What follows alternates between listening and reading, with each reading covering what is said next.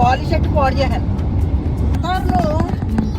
చాలా మంది చెట్లను చూసి కొబ్బరి చెట్లు అంటారు. వాస్తవానికి కొబ్బరి చెట్టు కాదు, ఈత చెట్టు.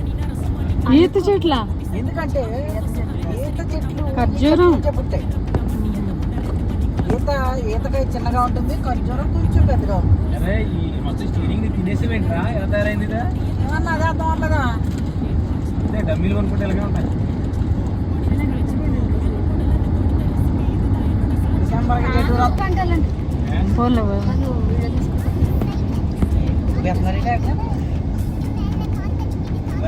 ఏం కాదు, గాలి గట్టిగా